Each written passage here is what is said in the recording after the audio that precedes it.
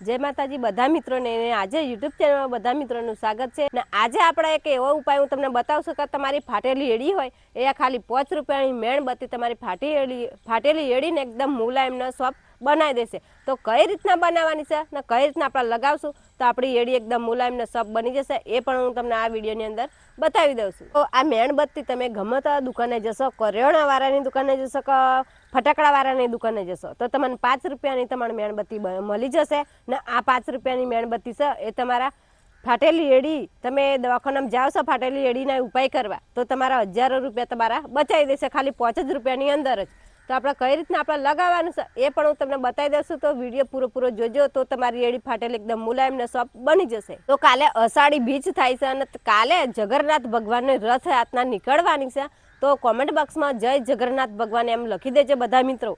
તો મિત્રો આપણા ગેસ ઉપર આવી ગયા છે ને ચોમાસાની સિઝનમાં તો દરેક મિત્રોને પગની એડી ફાટવાની સમસ્યા હોય જ। ખેતરમાં રોપવા જાય, ડાંગર રોપવા જાય કે ગમે તે કામ કરવા જતા હોય, તમે ગામમાં જતા હોય તોય પણ કીચડ હોય ને કીચડમાં પગ પડે એટલે આપણી એડી ફાટે જ છે ને ફાટે એટલે અંદર કચરો ભરાઈ જાય એટલે આપણને દુખાવો થાય છે, અંદરથી લોહી પણ જમાશે ને આપણે ચલાતું પણ નથી, વધારે દુખાવો થાય તે માટે ને એ એડીને આપણે એકદમ મુલાયમ ને સોફ્ટ કરવા માટે હું જોરદાર તમને એક ઈલાજ બતાવું છું।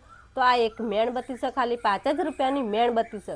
તો એને આપણે શું કરવાનું છે તો પહેલાં તો આપણે એક કઢાઈ મૂકી દીધી ગેસ ઉપર ને આપણે ગેસ પણ ચાલુ કરી દઈએ છીએ ને એ કઢાઈની અંદર આપણે આ મેણબત્તી મૂકી દેવાની છે ને મેણબત્તી મૂકી દઈએ એટલે જે રીતના કઢાઈ ગરમ થશે એટલે આ મેણબત્તી ઓગળી જશે અને પછી આપણે કઈ વસ્તુ અંદર એડ કરવાની છે એ પણ હું તમને બતાવી દઉં છું।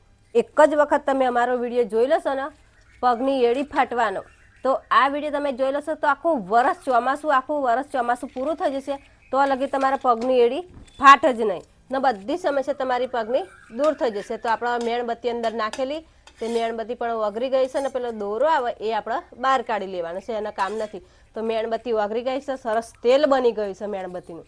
તો હજુ આપણે 1 થી 2 વસ્તુ અંદર એડ કરવાનું છે એ પણ હું તમને બતાવી દઉં છું। જેટલું મેણબત્તીનું તેલ બન્યું છે એટલું જ આપણે દિવેલનું તેલ નાખવાનું। દિવેલ એટલે આપણા ખેતરની અંદર આપણે દિવેલા કરે ને એનું તેલ આપણે નાખવાનું છે। તો 2 થી 3 ચમચી આપણે દિવેલનું તેલ પણ લીધું છે ને અંદર નાખી પણ દીધું છે। તો દિવેલનું તેલ આવું આવે, એકદમ જાડું આવે એમ। તો દિવેલનું તેલ પણ આવા નાખી દીધું છે ને તો 2 તેલ આપણે એક મેણબત્તી અંદર વગાડી છે ને દિવેલનું તેલ અંદર નાખ્યું છે ને હવે આપણે નાખવાનું છે નારિયેળનું તેલ। તો જેટલું પેલું તેલ નાખ્યું એટલું જ આપણે પણ નારિયેળનું તેલ નાખવાનું। તો નારિયેળનું તેલ પણ આપણા દુકાને મળી જાય છે ને દુકાનેથી આપણા ઘેર પણ આપણે લાવીએ છીએ। તો 2 થી 3 ચમચી પણ નારિયેળનું તેલ પણ નાખી દીધું છે। હજુ આપણે બીજું એક વસ્તુ અંદર નાખવાની છે એ શું નાખવાનું છે એ પણ હું તમને આ વિડીયોની અંદર બતાવી દઉં। તો આપણે સારી રીતે મિક્સ પણ કરી દીધું છે।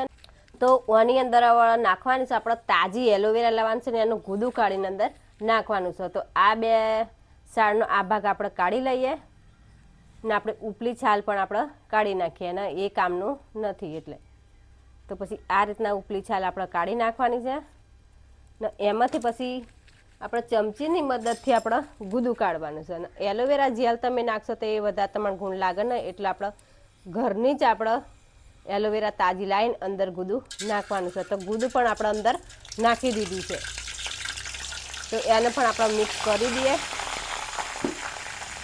તો સરસ રીતે મિક્સ પણ થઈ જશે।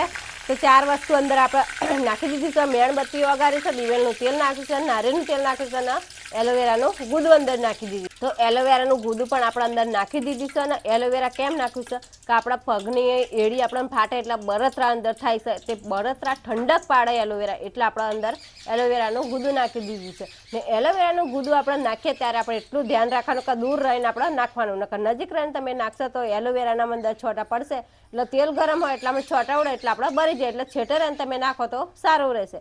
તો આપણે સરસ રીતે બધું મિક્સ થઈ ગયું છે ને ઉકળી પણ ગયું છે તો હવે આપણે ગેસ બંધ કરી દઈએ। આ તેલ પણ આપણે ઉકળી ગયું છે ને એક જ ગુણ થઈ જશે બધાના એટલે આપણે એક વાસણની અંદર આપણે આ રીતના વાસણ લેવાનું છે ને એની અંદર આપણે ભરી લેવાનું છે અને આનું આપણે હવે આની આપણે મલમ બનાવવાની છે એટલે આપણે શું કરવાનું છે ફ્રીજમાં મૂકી દેવાની છે। જો ફ્રીઝરમાં મૂકશું તો વહેલા મલમ બની જશે અને જો સાદામાં આપણે મૂકશું તો 2 થી 3 કલાક લાગશે એટલે આપણે ફ્રીઝરમાં મૂકી દઈએ અને જલ્દી મલમ બનાવી દઈએ। તો પછી આગળનું શું કરવાનું એ પણ હું તમને વિડીયોમાં બતાવું છું। તો આપણા મલાઈ બનાવવા માટે આપણે ફ્રીઝરમાં મૂકેલું તો આપણે ખાલી 10 થી 15 જ મિનિટ મૂકીને મલમ બની ગઈ છે। જો કમ્પ્લીટ મલમ બની ગઈ છે. ને તમે જો સાદામાં મૂકશો તો પછી 2 થી 3 કલાક સુધી તમારે રહેવા દેવું પડશે. તો જો આપણે ફ્રીજમાં મૂક્યું એટલે કમ્પ્લીટ બની ગઈ, ઉખડતી પણ નથી, આપણે આ રીતના આપણે ઠોકીએ તો પણ નીકળતી નથી. તો આપણા મલમ બનાવીને તૈયાર થઈ જશે. ને આ મલમ કઈ રીતના આપણે લગાવવાની છે એ પણ હું તમને બતાવી દઉં. તો પહેલાં તો આપણા પાણી ચોખ્ખા પાણીથી આપણા પગ ધોઈ કાઢવાના છે. કે જો પેલી ફાટેલી એડીના અંદર આપણા કચરો ભરાયેલો હોય એ બધો કચરો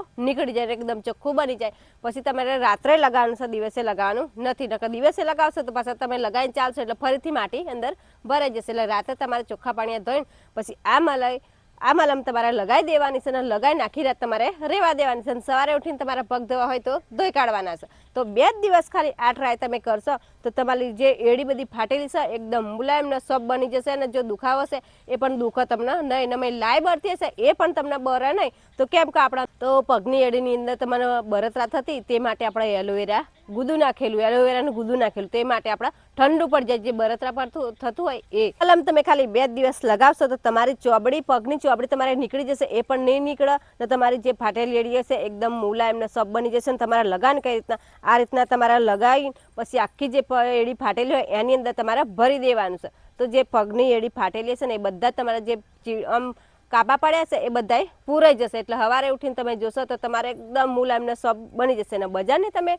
મલમ લાવશો ને તમે લગાવશો એ કેમિકલ વાળી આવે એટલે તમને ગુણ લાગે નહીં. ના, ઘરની ચોખ્ખી મલમ આપણે બનાવી છે, તમારી આંખની નજરે સામે આપણે બનાવી છે. તો એમાં શું આપણે નાખ્યું છે, એક ખાલી મેણબત્તી નાખી છે, દિવેલનું તેલ નાખ્યું છે, નારિયેળનું તેલ નાખ્યું છે અને એલોવેરાનું ગુદું નાખ્યું છે. તો આટલું 4 વસ્તુ આપણે નાખીને આપણા મલમ બનાવી છે. તો ચોખ્ખી છે, કોઈ કેમિકલ વાળી આમાં છે નહીં. ને કેમિકલ વાળી તમે બજારની અંદરથી લગાવશો તો પણ એનાથી તમારે ચોબડીને વધારે રોગ ફેલાશે. તો એ આપણા લગાન નથી, ઘેર જ આપણે ઉપયોગ કરવાનો છે. તો ચોખ્ખી મલમ આપણે તૈયાર કરી દીધી છે. તો વિડીયો ગમે તો લાઈક કરજો ને શેર કરજો.